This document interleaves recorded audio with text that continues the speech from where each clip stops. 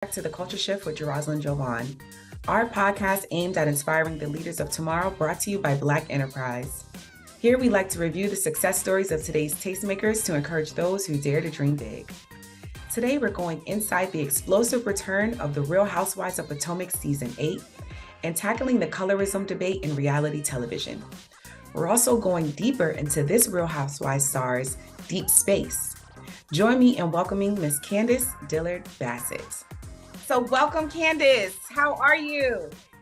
I'm excellent. I'm living my Los Angeles life right now. Yes, I see. Yes, you're in the city. I'm in LA too. Yes. And we have been trying to organize this interview for months, but let me tell you, it could not have come at a better time. It's like serendipitous, and we did not plan this. No, people, but yes, you're getting me on the day of all days. The day of all days. Season 8 of The Real Housewives of Potomac is set to return on November 8th. The explosive trailer dropped today. I was preparing for our interview, since yesterday, but I keep my ear. I'm a Housewives connoisseur. So I heard yesterday that the trailer was going to drop today. So as I'm doing my makeup, I'm like, where's this trailer? And it had just dropped. And I was like, oh. Yes. Perfect timing. Yes. Perfect timing. So my first question is for you: on a scale of 1 to 10, how much drama can we expect in season 8? It depends on what you define as drama. I think it's definitely explosive. It's definitely going to give the girls a run for their money. Mm-hmm. There are a lot of dynamic shifts and a lot of fun, a lot of just shenanigans. It's a shenanigans season. That's the word I'm going to use. Season 8 equals shenanigans. Good. Yes, from what I'm getting from the trailer, it's that true essence of Potomac, what you ladies were always known for, with the fun, playful shade. And we've been wanting that and missing that across all franchises. So you're bringing it back. For sure. For sure. So what I'm getting from your storyline, we're going to see you touring the Deep Space Tour. You're continuing on with your music, but also, managing the change in friendship dynamics that you've had with the cast. What can you say has been your takeaway after filming the season and as we're about to see what you guys just filmed? Oh my God. It was the Twilight Zone in a lot of ways.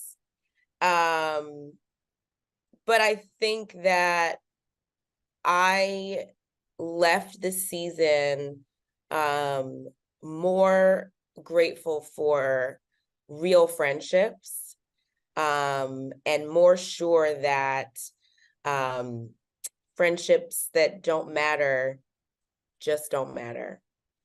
So yes.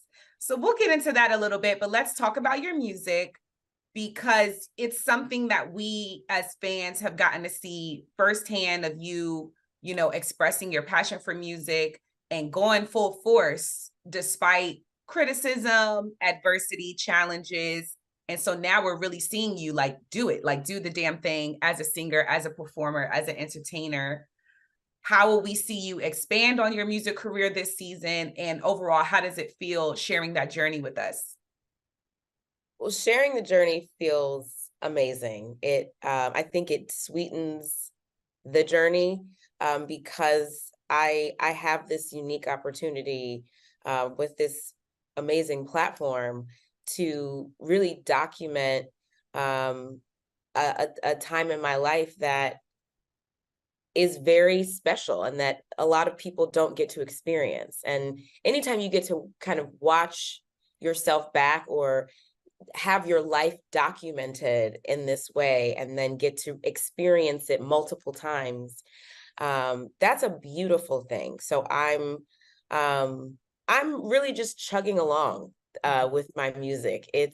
I'm here in LA now recording new music that I hope to package up nicely and give you all someday soon.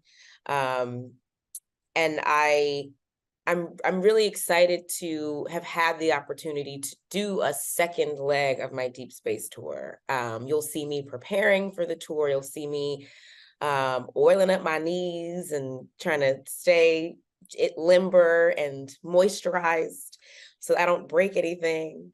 You'll see me kind of going through the motions of all of the prep and balancing everything. And, you know, being a wife and a daughter and a sister are the roles that I'm really the most proud of. And preparing to be a mom someday is a role that I take very seriously.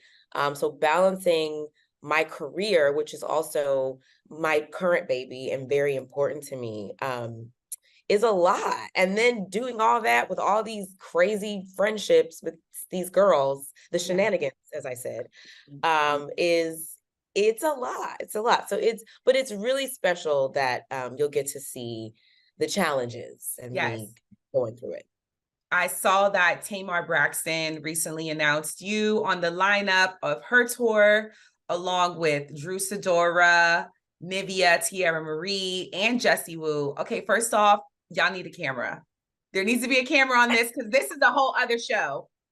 But you know what? Listen, I was like, when I was like, oh my gosh, like this is a show right here. But that might be something to look into. Yes. Yeah. And with it really coming on the heels as well, not on the heels because you're still wrapping up your Deep Space tour. How has touring life been treating you? Tour life is always good to me. Even when it's hectic, I love everything about tour life. It's such a unique experience. It is a gift. It's such a privilege to be able to tour the country with art that people appreciate enough to leave their homes, to fly across the country, and to buy tickets and, you know, lamb chops and chicken and steak and come and sit and, you know, sing along with me. It is an incredible privilege. Like, I have chills just talking about it. It's so special to me. So even last year when we did the first leg of the Deep Space tour and we were on a tour bus, we had tour bus drama. Okay. We had, you name it, it happened. Like we were in the thick of all the craziness. And then this year, this leg of Deep Space, we sort of spread the cities out. So we were flying to most cities or taking the train, or if it was like a short trip, you know, taking a Sprinter. And I honestly prefer the tour bus because it's just it's a bonding experience. I love my team. I love my band. I love my dancers. I love my choreographer. I love my PR team. I love my manager. I love everybody on my team. And they are literally like my family, dysfunctional at times, but definitely like my family. So to get to do this crazy journey with them and with all of my fans and it's incredible. It's there's no feeling like not being able to sing your own song because the audience is singing it louder. That will always be special to me. Yes. And for me, I'm a journalist. I travel a lot for work, and I'm also married. We just celebrated our 1 year last week. Thank you. And I'm trying to start my family too. And one thing for me, I've been wondering, like, how am I going to do it? Like, how am I going to handle this? How am I going to handle this? I recently went on a press trip this last weekend with a fellow journalist who had a 2-month-old. And she was doing everything with us. She told us this is her second press trip since having her baby. She was going to Disney Food and Wine Festival later in the week. And she's doing it all with her baby, who she calls her new +1. And that's cute. You know, and it served as some kind of inspiration for me. Like, okay, I don't necessarily have to give up everything and just slow down. You know, so as you in the same space where you're also family planning, how are you mentally physically and spiritually preparing yourself to still manage everything you're doing on television and music and in your career and being a mom and a wife? That's a great question. I think it's an important topic, especially in our community, because we do need to be able to see ourselves reflected as the multi-hyphenates and the multifaceted Black queens that we are. So I send you all the good juju on your mom journey, on your family planning journey, whatever that looks like for you. I love that. Shout out to your friend, your journalist sister. Please give her props from me, because you know what's funny? One of the things, despite the tumult that can sometimes take place with my Potomac cast, they're great mothers, and many of them have served as inspirations to me, as how I will balance motherhood. What kind of mother will I be?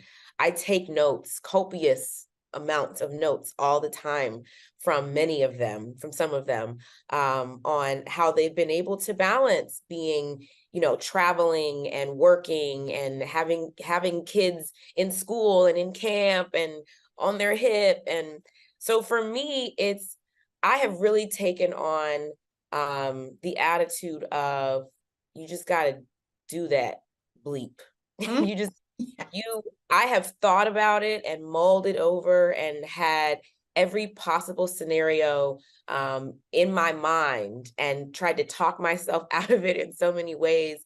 And you just have to do it. And when you're ready, you will know that you're ready, and the chips will just fall into place, and God will lead. And that's where I am with it. And I'm excited to see, what kind of mom I will be. Chris and I joke all the time about, are we going to cuss in front of our kids? Because we be cussing. We have to stop cussing. I know.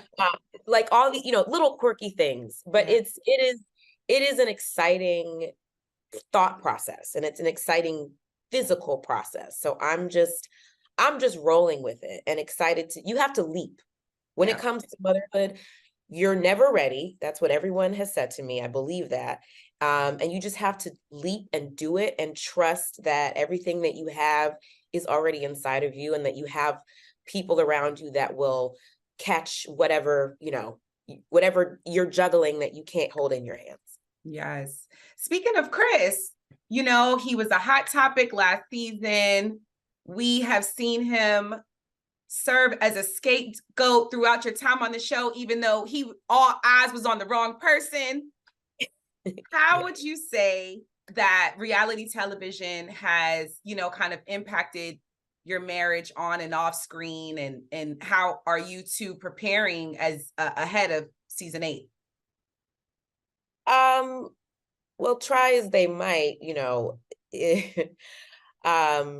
this platform and this experience has only proven that we married the right people, and that we are together for a reason. And I always joke too that, the pandemic was a huge experiment in whether or not marriage is a working entity. And the pandemic really showed us that we are supposed to be together, and that this was a divine bringing together of two individuals. And the shenanigans of the show, and the sometimes sad attempts by sad individuals to infiltrate something that you can't even touch.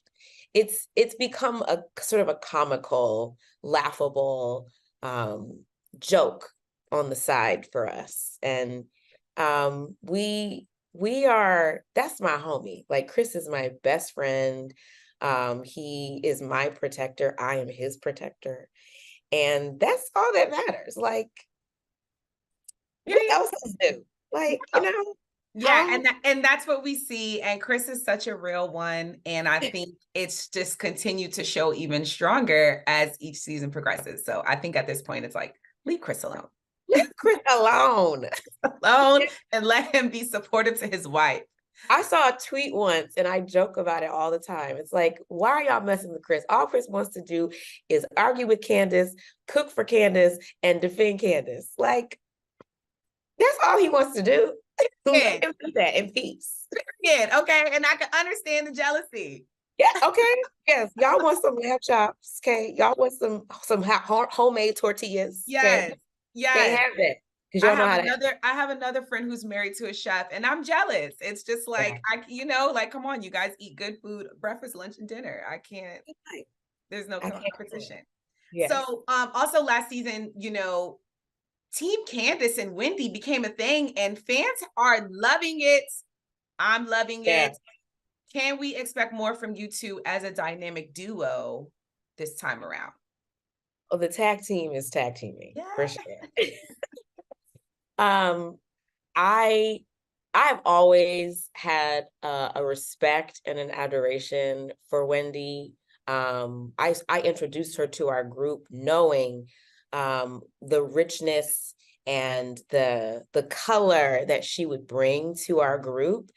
And she had a bumpy road, but you can't deny Wendy. You can't deny her intellect, her intelligence, her acumen in whatever space she's in.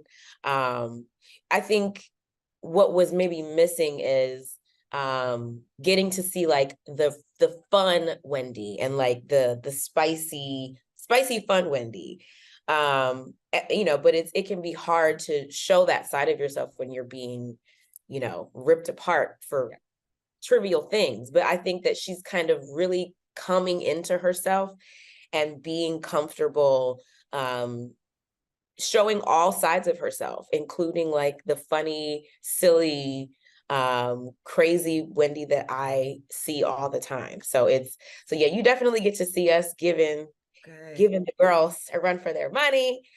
She has some challenges this season with the group and with some people in the group, and you get to see her kind of work through that, and you get to see her friends have her back in that. And but yes, it is a Candiace and Wendy production for sure. Good. Now looking back at the season 7 reunion, there was a conversation that the cast had around colorism. There were criticisms from viewers about how the conversation was handled, how it was had. But just as you moved into season 8, do you feel like the entire cast was more aware and understanding of the colorism topic since having the conversation?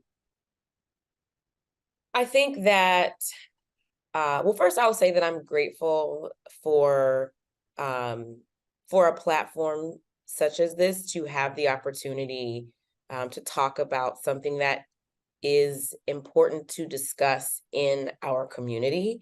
As a proud double HBCU graduate, and as a Black woman who comes from a family that has never shied away from conversations about race and the nuances surrounding race, it was very comforting to when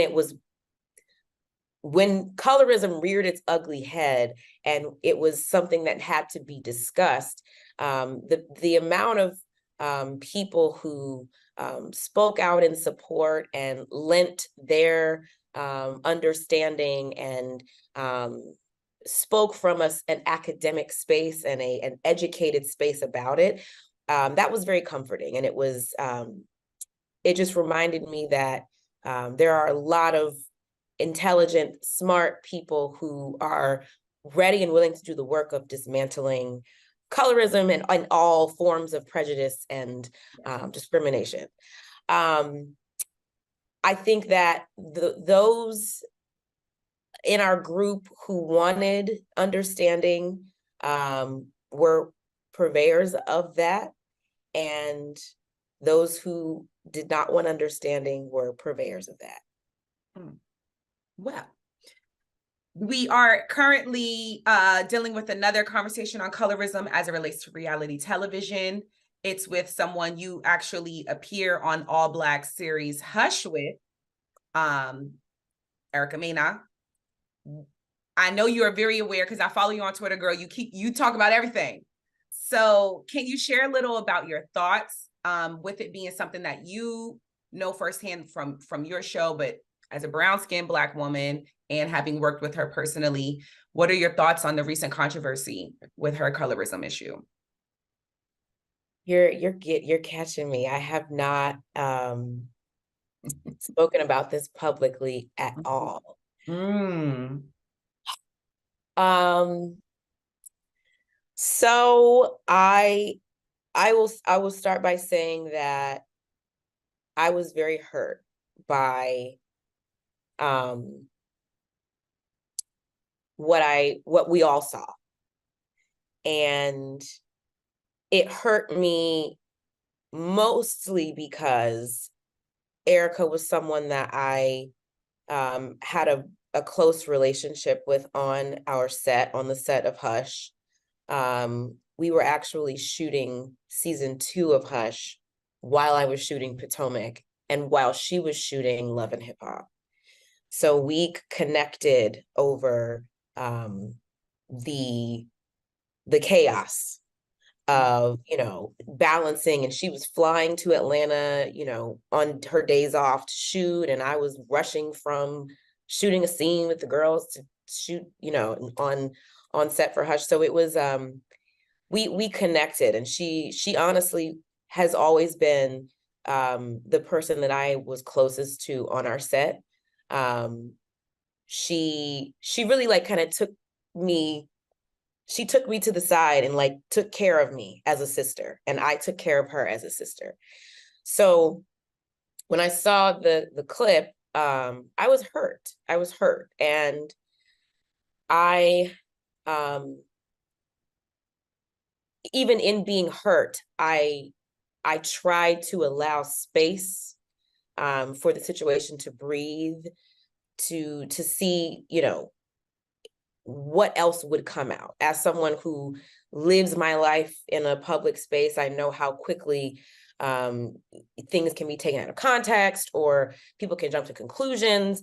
So I waited, and it's been interesting to see how things have played out. And I do wish that Erica were able to see things differently. I don't want to say too much because I haven't spoken to her personally yet. And I don't want to pile on.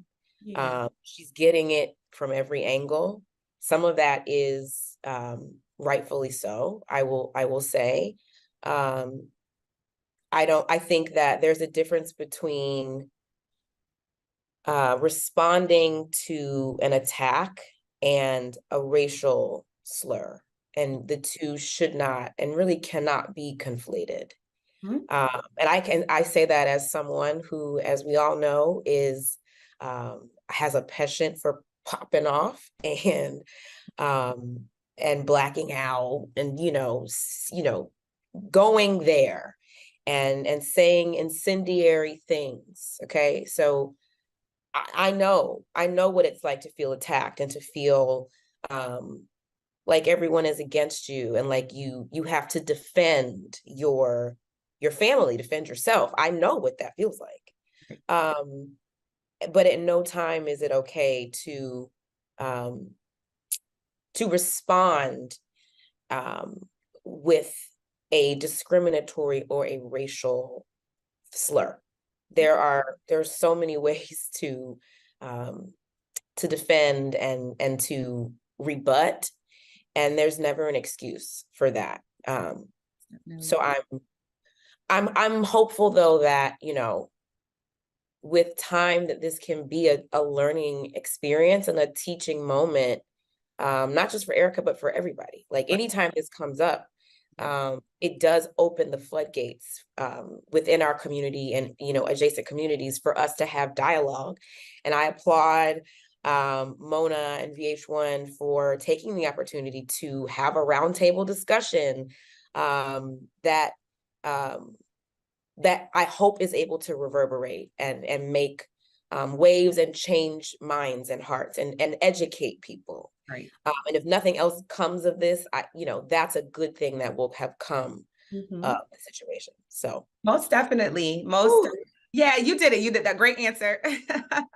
And that's been my takeaway from the season 7 reunion of Potomac, and even just this recent incident with Erica, is it shows all of us there's work that needs to be done. We have to have these conversations, because those of us in the Black community, we know this has just kind of been a under the surface conversation within our households for very, very long. But now with reality television and social media and everybody able to give their opinions and dissertations, it creates more awareness. Yes. Even, I'm just talking to my husband, and like I got me a little milk of magnesia. Oh yes, come on, girl. Yes. Yes. It's important for us too. Yes. Yes. So, he was saying, like, we were talking about something with one celebrity one time got backlash for calling someone a cockroach. And he was like, no, I don't think she meant it like that. And I was like, you have to understand. I was like, would she have said that if that person was of a lighter skin tone? It's a kind of it could just, and granted, they might not be in their mind like, oh, I don't like Black people. Cause no, it's not, but this is where it's a colorism issue. Yes. It's just a conversation that, because once you create that awareness, you'll have that in your head, like, oh, you know what? I can handle this totally differently. So right. Absolutely. We got that from your show. I'm happy you guys kind of got the wheels turning last season, and now we're seeing what just happened. It's like, yeah, y'all, we got to keep this conversation going. So it just doesn't happen. It doesn't need to exist. And it needs to not ever fall to the wayside. I think I know that this is an argument. I believe that as front-facing persons of color who exist on a platform that is a lot of things to a lot of people, a comfort, a distraction, something to study, to look at, we have a responsibility as people of color to make sure that we are being represented as best we can. And when there is a situation where our community is being attacked, or there is infighting in our community, we have a responsibility to right the ship and create spaces for dialogue, so that we're not being misunderstood or misheard or misread. That's our responsibility. So I'm not gonna preach though. Oh, no, we already know you always got something to say worth meaning. But now back to Potomac, because we already know there's an explosive moment coming. It was all over social media over the summer. Now, while you were not engaged in this, thankfully so, you did have some interaction. And afterwards, you did an interview where you defended your way of defending yourself. But what do you say to those who might criticize how you defend yourself, often with like kind of grabbing an object? I say, walk in my shoes for a day, and then let's discuss. That situation is unfortunate on every level. It's interesting to even be talking about it now, because I feel like we're so removed from it and those people who really had no place being in our space in the first place. Oh, I'm a poet. I don't know any other way to express that self-defense is self-defense. I was targeted by those people. They came there and waited specifically for certain individuals to fall back, security, our production team, to then approach me and try to engage me in a dialogue, to which I've never been interested in, and continued to show my disinterest. And you see me turned away. But at the point where there are drinks and objects being thrown, and then for me to turn around and see someone charging at me, what would you have me do? Right. What would Right. you have me do? Right. I hate, and I think it is disgusting, and unfortunate is not even the word. I don't have the word, that Kiarna was sort of a casualty of a pathetic attention seeker's efforts. It really makes me emotional to think about how, this beautiful entrepreneur came into our space. We invited her into our space, just as a support for our group. And, she's leaving with a scar on her face because of someone's inability to control themselves. Yeah. And I hate that it's even attached to our group. It's attached to our show. And I want to move away from it. Yes. But I move away standing in what I did to defend myself. And if somebody wants to run up on me again, I would defend myself again. No more running up on nobody. I think that's what, and that's what we're seeing in this new trailer. It's like, yes, come on, just bring back the fun. Bring back the key, and yeah, it's yeah. So now, season 8, this is your 6th season, right? Because you joined in season 3. Yes. So crazy 6 seasons. How do you feel about what you've brought to the show over the last 6 seasons, and just your growth that we've seen? I'm proud of my legacy on this show. Good, bad, or indifferent, and there are a lot of each of those. I think that Potomac would be a different show if I had not been given the privilege and the opportunity to appear on the show and to be brought into the group and given the opportunity to be my full self. I think that, yes, definitely there has been a lot of growth, but I'm also the same. I'm still Candiace. I'm still me. I think I've just learned how to adjust to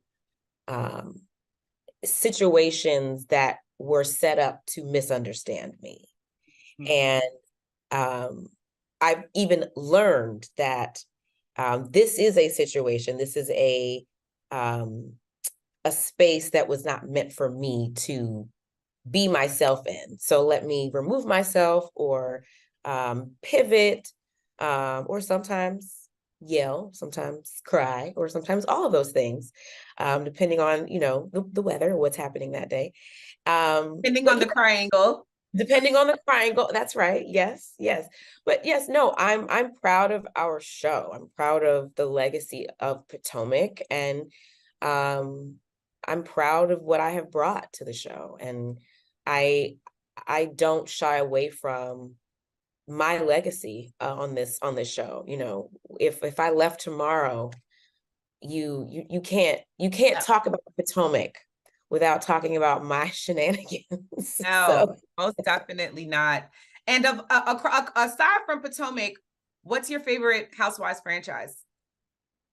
Oh man, I think right now I've been watching reruns of Beverly Hills of late, and Beverly Hills is consistent. The girls, they give, and I think they are beloved because they give everything that a housewife is supposed to be. They have the money and the cars and the clothes and the drama and the familial relationships and the friendships. And I know some of those ladies, and they're just fun, quirky, very authentic women. So I love watching them. And then Atlanta is always my girl. There would be no Potomac if there were not first Atlanta. So I'm excited to kind of see where they go next. I know there's been a lot of conversation around some switching and moving, and whatever happens, I will always be loyal to ATL. So same. So now with acting, music, reality television, what's in the near and family? Yes. What's in the near future for Miss Candiace Dillard-Bassett? Oh, I mean, world domination. It's never, what I have learned and become comfortable with is that I'm always going to be on a journey. Like, the journey is the destination for me. I don't ever want to fully arrive. I feel like I would get bored. Like, I want to always be working towards something, whether that's a Grammy or an Oscar when the strike is over. Congrats to WGA. We love y'all. Yes. Next, okay. Or becoming a mom, just in becoming more of an entrepreneur. There's so many, I have so many irons in the fire, and I would have it no other way. So definitely look out for new music. I have a lot of new projects on the horizon, and just more of me being myself. Yes, being fabulous. Well, thank you so much. I'm so happy we finally got this in the works. And like I said, it couldn't have come at a better time. I'm gonna be locked in November 8th. 5th. Every Wednesday, because now it's Wednesdays. That's a Wednesday. No, Potomac, no, it's Sunday, November. Oh, November. Okay, yeah. I got that. Yes. I got my date wrong. So it is Sunday, November 5th. Yes. Sunday, November 5th. And BravoCon, for those of you who are interested and want to come and hang out with us in Vegas. There are still tickets available. I will be there. My entire cast will be there. We have a panel that we'll be doing, I believe, on Sunday. You can do one-day passes or multi-day passes. You can do VIP. I'm doing some meet and greets. Some of my items are being asked to show up at the Bravo Museum, so you should come and see what those items are. There's a museum. There is a Bravo museum. They're gonna have that fork. I know it. They might. Well, it was the butter knife. They might. I just know it. It could be. Bravo is silly like that, and they are.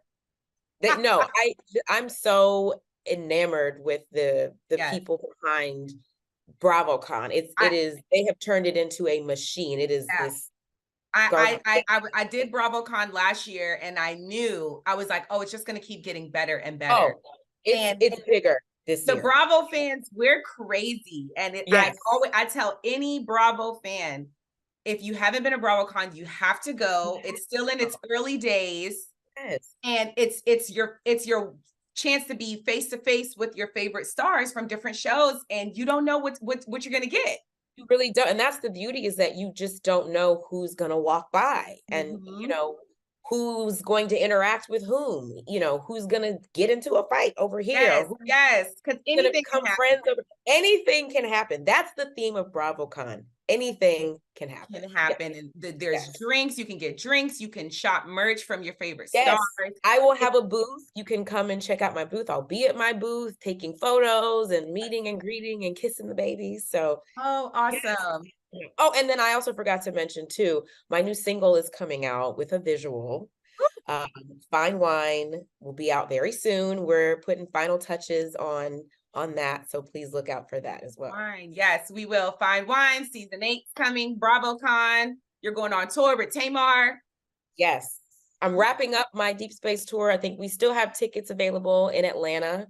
City Winery Atlanta is the last stop. So if you're in the ATL or want to come to the ATL, grab those tickets. I have some great special guests. Shamari DeVoe will be there with me. Mr. Glam Rock Soul, Victor Jackson will also be there with me. Am I forgetting somebody? Is Jay Hines? I think Jay Hines Okay. will also be a special guest. So we have a whole little concert for everybody. So check that out, citywinery.com. Got it. All right. Bye, Miss Booked, Busy, and Blessed. Right. Lord have mercy. Thank you so much for having me. I'm glad we got to do this finally. Yes.